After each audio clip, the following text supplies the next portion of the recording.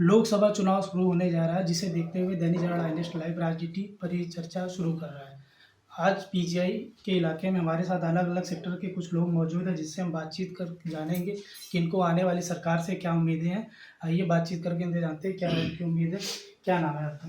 नितिन श्रीवास्तव। आपको क्या लग रहा है कि आने वाली सरकार से आपको क्या उम्मीदें हैं?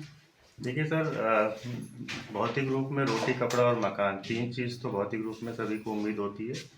लेकिन आज के ज़माने में जब हम लोग 21वीं शताब्दी की ओर चल रहे हैं और 75 वर्षगांठ भारतवर्ष के संपूर्ण हो चुके हैं, अमृत महोत्सव मना रहे हैं, तो उसमें हमारी यही उम्मीदें हैं कि नारी सुरक्षा, देश की अर्थव्यवस्था अच्छे से डेवलप करे, साथ साथ सीमा की सुरक्षा, क्योंकि इस समय जो वर्तमान सरकार है वो रक्षा बजट के ऊपर काफ़ी कुछ खर्चा कर रही है। ठीक है, साथ में जो इंफ्रास्ट्रक्चर डेवलपमेंट है, अगर आप उत्तर प्रदेश की बात करें तो उत्तर प्रदेश सरकार ने इस समय कम से कम 3 से 4 एक्सप्रेसवे दिए हैं और उस स्वास्थ्य सुविधाएं बढ़ रही हैं।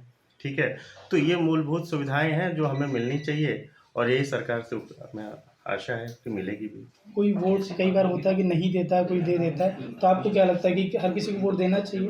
मेरे समझ से तो ये जो वोट का जो पावर है, ये संवैधानिक अधिकार है हर भारतवासी का। तो इस जो लोकतंत्र का ये जो पर्व होता है, इसको छुट्टी की तरह ना महसूस करके लोगों को आगे से आगे बढ़ के, बल्कि जो हमारा वोटिंग प्रतिशत है, आप देखो जनरली वोटिंग प्रतिशत हमारा 40 to 50% के अराउंड जाता है। अगर यही वोटिंग प्रतिशत हमारा 90 अबव रहे तो जो भी डिजायर्ड प्रत्याशी है मोस्ट प्रोबेबली वही चुनाव जीत के आएगा। तो ये मेरी अपील है सारे युवाओं से कि इस चुनाव के पर्व को एक छुट्टी की तरह ना लेके अपना एक जिम्मेदारी समझें और आगे से आगे बढ़ के वोट दें। क्या लगता है आपको आने वाली सरकार से किस तरीके देख रहे हैं? आपको क्या उम्मीदें हैं सरकार से? सर वैसे तो अगर सरकार की बात करें तो बाकी सब तो ठीक है, लेकिन मेरे पॉइंट ऑफ व्यू से खाली 2 चीज़ में और थोड़ा सा ये काम करें, जैसे कि स्वास्थ्य और शिक्षा। स्वास्थ्य हमारे हिसाब से होना चाहिए प्राइवेट फैसिलिटीज़ वाली, और जो उसका शुल्क होता है वो सरकारी वाला। लेकिन ऐसा देखा जा रहा है अभी तक कहीं भी इस तरह से कोई भी सुविधाएं नहीं है, और सेम चीज़ शिक्षा में भी है। क्या मतलब आपको आने वाली सरकार से भी क्या उम्मीद है? आजकल भी जैसे कई युवा देखते हैं कि रोजगार नहीं है, तो कितना ये सही है? इसका समाधान कैसे है कि रोजगार हर किसी के पास है? जैसा कि आप देख रहे हैं कि जो अब चुनाव हो रहे हैं वहाँ व्यक्ति विशेष पे चुनाव हो रहे हैं। रोजगार, देश, समाज, युवा सबको ध्यान में रखते हुए जो प्रत्याशी काम करेगा उसी की गवर्नमेंट आएगी। आज इंसान, हमारा जो विरोधी प्रतिपक्ष है वो कहीं ना कहीं कमज़ोर होता जा रहा है, क्योंकि वहाँ पे जो प्रतिपक्ष के प्रबल दावेदार हैं वो हर चीज़ में पॉलिटिक्स इन्वॉल्व कर दे रहे हैं। पॉलिटिक्स से कहीं ना कहीं दूर होके जनता के बारे में सोचना चाहिए इंसान तो को। इसको क्या लगता है समाधान इसका कैसे होना चाहिए? कहीं ना कहीं जो हमारे राजनीति की पीढ़ियां चली आ रही हैं, जैसे कि आदरणीय नेताजी मुलायम सिंह यादव जी या अटल बिहारी जी, उनको लोग फॉलो करें, उनकी विचारधाराओं पे चले तो कहीं ना कहीं देश, समाज सब आगे जाएगा। क्या उम्मीद है सरकार से? आप कितना संतुष्ट हैं? संतुष्ट क्या, ये जैसे हमारे अभी भाई साहब ने बताया था शिक्षा के ऊपर, मैं उस पर कहना चाहूँगा कि सरकार बहुत दावे करती है शिक्षा में सुधार के लिए। सबसे पहले तो जितने भी राजनेता हैं, बड़े बड़े IAS PCS, उनको सरकारी स्कूल में अपने बच्चों को पढ़ाना चाहिए। तब असलियत उनके सामने आएगी कि सरकारी स्कूल में क्या होता है, कैसे पढ़ाई होती है, कैसे अत्याचार होता है। आते हैं, बैठे हैं, बच्चों का ना कोई सिस्टम है, ना पढ़ाई का सिस्टम है। भाषण तो बहुत देते हैं कि मैं ये कर रहा हूँ, ये सुविधा दे रहा हूँ, वो सुविधा हूँ। अगर मौके पे देखा जाए तो कोई सुविधा नहीं है। तो पहले के साथ आपको नहीं लगता कि काफ़ी बदलाव हुआ है?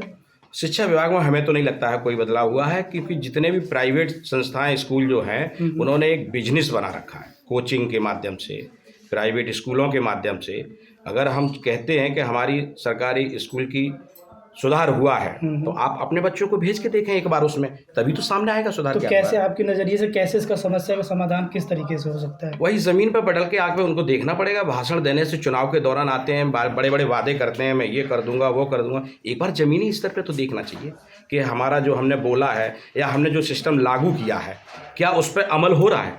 हमारे से नीचे जो भी हैं IAS PCS, क्या उसको अमल कर रहे हैं? तब जाके सुधार हो। क्या आज- मुद्दे क्या है? हाँ, हमारे कई 3-4 हमारे टॉपिक हैं जिस पे कि मैं बात करना चाहूँगा और आईनेक्ट के माध्यम से मैं चाहूँगा कि आम जनता में और व्यापारियों के पास ये मैसेज जाए। सबसे बड़ी हम व्यापारियों के साथ असुविधा है कि हमारा कोई ऐसा प्रत्याशी नहीं आता है सामने जो हम लोग के बीच में बैठे और हम लोग की बात को संसद तक लेके जाए। जैसे कि हम सुरक्षा पे कोई बात नहीं करता है, व्यापारियों के लिए कोई इस समय सुरक्षा की बात नहीं करता है, कोई सुरक्षा नहीं है। एक हेल्पलाइन नंबर ऐसा होना चाहिए कि जो अगर किसी व्यापारी को किसी तरह की कोई परेशानी है तो वो उस हेल्पलाइन का यूज करे और सुरक्षित रहे। सेकंड, हम लोग जैसे जीएसटी और इनकम टैक्स सारा कुछ है जो गवर्नमेंट का नाम से उसको फॉलो करते हैं। पूरी ईमानदारी से जीएसटी भी हम लोग टैक्स जमा कर रहे हैं और इनकम टैक्स भी जमा कर रहे हैं। सरकार ये भूल जाती है कि हाँ, इन व्यापारियों के पैसे को हम लोग कहाँ यूज कर रहे हैं। मतलब आप कुल मिला के ये चाह रहे हैं कि कोई ऐसा टोल फ्री नंबर हो जिससे आपकी जो भी समस्या है वो सुनी जाए और ऐसा हमारा कोई नेता हो, प्रत्याशी हो जो हम व्यापारियों के बीच में बैठे और हम लोग की बात को सुने और संसद में ले जाए। आपको नहीं लगता कि आज के टाइम पे हर एक चीज़ ऑनलाइन है, तो क्या वोट भी ऑनलाइन होना ज़रूरी है? बिल्कुल ऑनलाइन होना ज़रूरी है, लेकिन क्राइम तो बहुत होता है सर जी। किस तरीके का क्राइम? ट्रस्ट किस पे करें?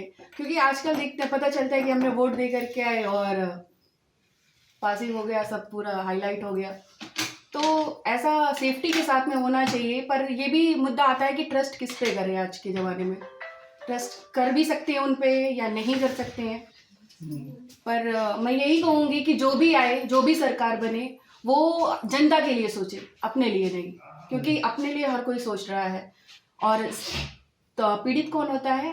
आम जनता होती है। तो हमें आम जनता के लिए सोचना है, उनके लिए करना है, उनके लिए आगे फ्यूचर सोचना है कि कहाँ जाए, क्योंकि लाइन में हमेशा आम जनता खड़ी होती है, सरकार नहीं खड़ी होती है। आप वोट किस आधार पे देती हैं? प्रत्याशी को देख के देती हैं या फिर अपने जो मनपसंद होता है उसको देख के देती है? नहीं, प्रत्याशी को देख के देते हैं और मेरे हिसाब से जो भी गवर्नमेंट आनी चाहिए, जो हमारे स्टेट में या जो लोकसभा चुनाव होने वाले हैं उसमें जो गवर्नमेंट होनी चाहिए वो ऐसी होनी चाहिए जो आज के जो स्टेज पे महिलाओं के साथ डोमेस्टिक वायलेंस हो रहा है या जो लड़कियों को क्रिटिसाइज़ किया जा रहा है उसको बचाने के लिए ऐसी कोई टेक्नोलॉजी आनी चाहिए, लॉन्च होनी चाहिए जिसके लिए वो अपने लिए स्टैंड ले सके या वो तुरंत एक्शन लेने के लिए एक टेक्नोलॉजी लॉन्च करनी चाहिए गवर्नमेंट को, जिसके तहत वो सडनली एक्शन ले सके या घर पे ही रहकर उस पर एक्शन ले सके या उसके अगेंस्ट स्टैंड ले सके। आपको क्या लगता है कि आप जब सड़क पे जाती हैं तो कितना आपको सेफ फील होता है, महसूस होता है? सर देखिए, कहीं कहीं ऐसा होता है कि मतलब हर वो लोकेलिटी पे डिपेंड करता है। कहीं ऐसा भी होता है कि हम बहुत खुद को अनसेफ फील करते हैं। तो मैं चाहती हूँ कि सबसे पहले सरकार हमारे लिए ये करे कि महिलाओं के लिए सुरक्षा बढ़ाए। कभी कभी ऐसा होता है, बहुत सारी चीज़ें होती हैं, बस कई पुलिस स्टेशन में उसको सुना नहीं जाता है। राजनीति परिचर्चा में सभी ने अपने अपने मुद्दे रखे। किसी का मुद्दा रोजगार था तो किसी का मुद्दा शिक्षा था। मैं अमित गुप्ता, कैमरा पर्सन अंकुर दीक्षित के साथ दैनिक जागरण आई नेक्स्ट लाइव।